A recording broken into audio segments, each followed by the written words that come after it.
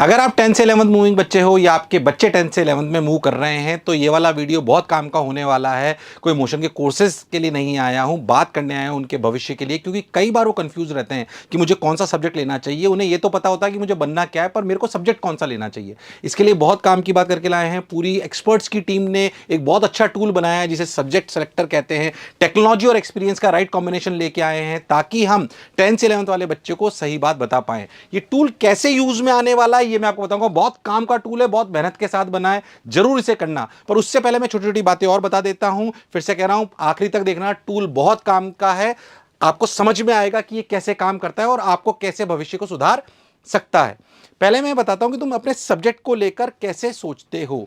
क्या तुम जैसे सोचते हो वैसा तो नहीं कर रहे हो, या वास्तविकता में जैसे सही निर्णय लेने चाहिए वैसे ले रहे हो। सर ये तो कैसी बात बोली, आपको समझ ही नहीं आई। अभी आई कि सुनो, क्या तुम अपना सब्जेक्ट किसी इन्फ्लुएंस में ले रहे हो। इन्फ्लुएंस मतलब कि भैया क्योंकि मेरे एसी कमरे में बैठते हैं और क्योंकि वो इंजीनियर बने थे इसलिए मैं भी बनूंगा, या क्योंकि भैया के मेरे पास मर्सिडीज कार है और वो सीए इसलिए बनूंगा। कहीं ऐसा तो कोई इन्फ्लुएंस नहीं है जिससे प्रभावित होकर तुम निर्णय ले रहे हो कि मुझे कौन सा सब्जेक्ट लेना चाहिए। कहीं तुम प्रेशर में तो नहीं ले रहे हो कि पापा ने बोला है कि गुप्ता जी का बच्चा इंजीनियर है तुझे भी इंजीनियर बनना चाहिए, या शर्मा जी का बच्चा सीए तुझे भी करना चाहिए, या कुछ और। कहीं ऐसा तो नहीं कर रहे हो।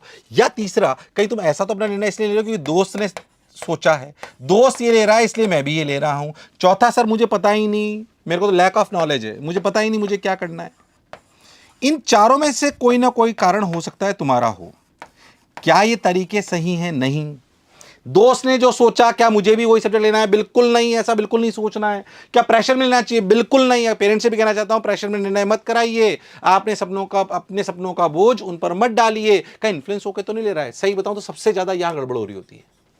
इन्फ्लुएंस हो जाता है बच्चा। अमूमन मैंने देखा है कि वो इन्फ्लुएंस हो जाता है। तो जब वो इन्फ्लुएंस हो जाता है तो दिक्कत होने लगती है।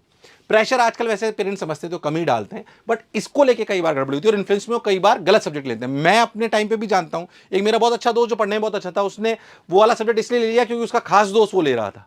तो जो खास दोस्त ले रहा था उसने तो इंटरेस्ट की वजह से लिया था, उसकी तो चॉइस ही वो थी, वो तो उसमें बिल्कुल नंबर 1 पे चला गया, आप ऐसा समझिए। पर जो लड़का अच्छा था उसने सिर्फ दोस्त के इन्फ्लुएंस में वो वाला सब्जेक्ट ले लिया, पर वो जीवन में उतना अच्छा नहीं कर पाया जितना वो इंटेलिजेंट था। आपका ये निर्णय बहुत हानिकारक हो सकता है। अच्छा सर मुझे तो ये बनना है, सपोज किसी को एस्ट्रोनॉट बनना है, किसी को कंटेंट राइटर बनना है, किसी को हो सकता है कि मेडिकल फील्ड में जाना हो, किसी को हो सकता है डेटा एनालिस्ट बनना हो।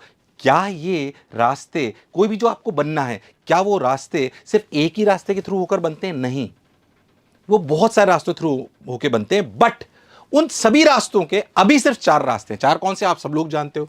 आपको या तो पीसीएम लेना है, या पीसीबी लेना है, या कॉमर्स लेना है, या आर्ट्स लेना है।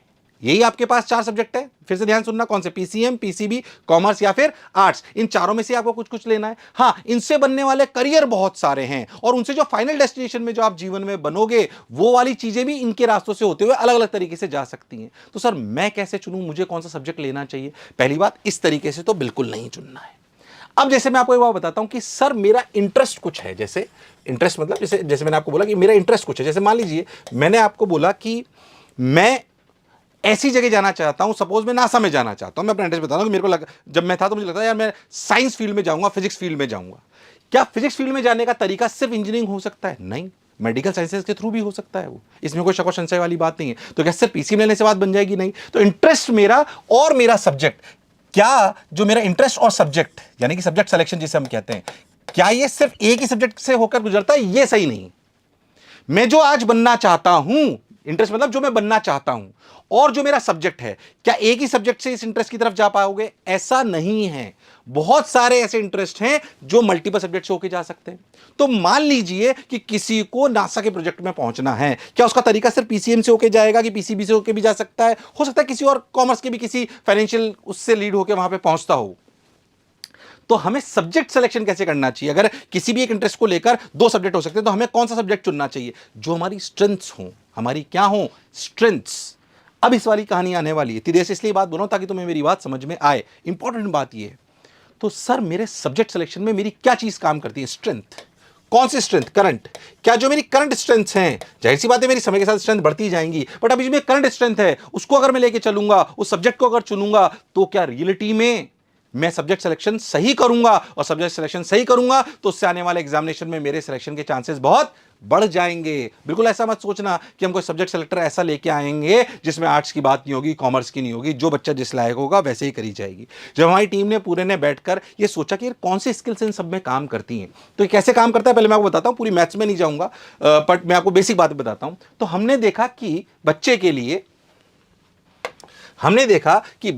लिए ये 5 ऐसी चीजें हैं जो इंपॉर्टेंट है, जो सब्जेक्ट सिलेक्शन के लिए स्ट्रेंथ का काम करती हैं, जिनके बेसिस पे सब्जेक्ट का सिलेक्शन होना चाहिए। वन इज मेमोरी, आप सब लोग समझते हो कि आपको एक बार रटकर याद रहता है, आप उसको समझ सकते हो। दूसरा क्रिटिकल थिंकिंग, इस पे मैं वापस बात करूंगा। हार्डवर्क आप लोग समझते हो, क्या मैं मेहनती हूं, क्या मैं एक बार किसी चीज के लिए जुट जाऊं तो उस पर काम कर पाता हूं फोकस होके। मैथ स्किल्स का मतलब बिल्कुल ये ना समझें कि हम सिर्फ मैथ्स की बात कर रहे हैं। मैथ स्किल जो है पीसीएम में भी काम आएगी, पीसीबी में भी काम आएगी, कॉमर्स में भी काम आएगी, और आर्ट्स वाले के लिए भी काम आएगी, क्योंकि मैथ स्किल जीवन के लिए बेसिक जरूरी है। बट क्या आपका इसमें कितने % इंटरेस्ट है ये आपको पता होना चाहिए। कम्युनिकेशन, क्या मैं लोगों से जब 10 लोग बैठे उनसे बात कर पाता हूं, क्या मेरी इंटरपर्सनल कम्युनिकेशन स्किल्स अच्छी हैं, क्या मैं स्टेज पे खड़े होकर बात कर पाता हूं, क्या मैं अपनी बात दबंगई से रख पाता हूं, क्या मैं सोशल मीडिया पे बोल पाता हूं, क्या मैं इसको लिख पाता हूं, मेरी लिखने की कम्युनिकेशन कैसी है, ये सब कुछ इसमें आती है।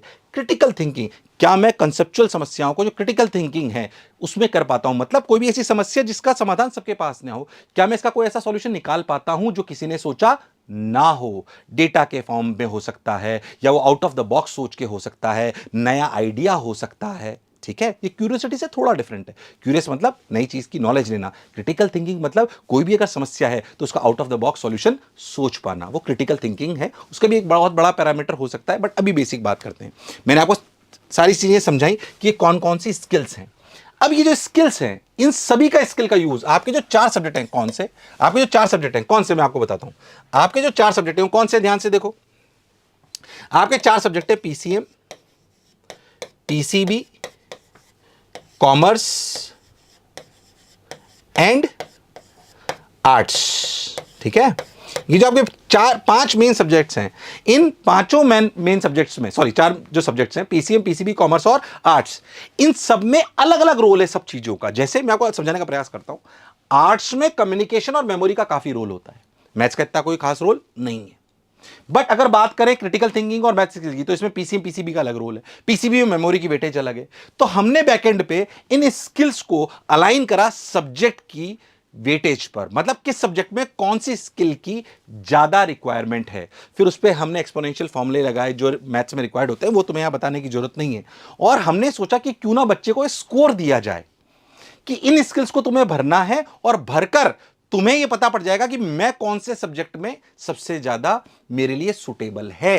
पर इसके लिए तुम्हें जरा सी मेहनत करनी पड़ेगी। क्या करनी पड़ेगी, ध्यान से सुनना।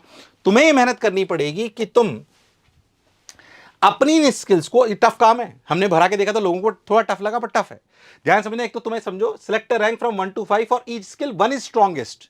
तुम्हें ऐसा नहीं भरना है मेमोरी मेरी 5, क्रिटिकल थिंकिंग मेरी 4, हेडवर्क मेरा 5, नहीं, ये 5 बेस्ट स्कोर नहीं है, ये रैंक है। रैंक मतलब आपको इन 5 स्किल में यह भरना है कि रियलिटी में मेरी इनमें सबसे तगड़ी ताकत कौन सी है। मेरी सबसे बड़ी तगड़ी ताकत क्या मेमोरी है, कि क्रिटिकल थिंकिंग है, कि हार्डवर्क है, कि मैथ स्किल्स है, कि कम्युनिकेशन है। ये आपको सोचना है, तो आपको कहानी समझ में आने लगी। अच्छा, रैंक करना है। रैंक मतलब 1 मतलब सबसे तगड़ी तुम्हारी जो स्ट्रेंथ है, और 5 मतलब इन सब में जो तुम्हारी सबसे कम स्ट्रेंथ है। ठीक है, जैसे मान लीजिए मैं भरता हूं कि किसी बच्चे ने भरा 1, उसी कम्युनिकेशन सबसे स्ट्रांग है। फिर उसने भरा सेकंड, सर मेरी मेमोरी है, थर्ड सर मैं हार्ड वर्कर हूं, सर फोर्थ मेरी क्रिटिकल थिंकिंग है, और 5वीं मेरी मैथ्स स्किल्स है। सर ये मेरी रैंकिंग सिस्टम है। तो फिर ये आपके लिए स्कोर कैलकुलेट करेगा। कैसे, कैलकुलेट माई स्ट्रीम। जैसे कैलकुलेट माई स्ट्रीम करोगे वैसे ही, प्लीज एंटर, तो मैं नाम भरना भूल गया, सॉरी। नाम भर देते हैं, कौन, स्वाति भर देते हैं लो साहब। तो स्वाति जी के लिए अपन ये स्कोर देखते हैं। ठीक है, आइए साहब, तो स्वाति के लिए ये स्कोर करते हैं। कैलकुलेट माई स्ट्रीम, कोई नंबर है क्या अपने पास, कोई नंबर बताओगे, इसको हम हाइड कर देंगे, टेंशन मत लो। तुम्हें नंबर भरना पड़ेगा, ये स्क्रीन पे हो सकता है गायब हो जाए।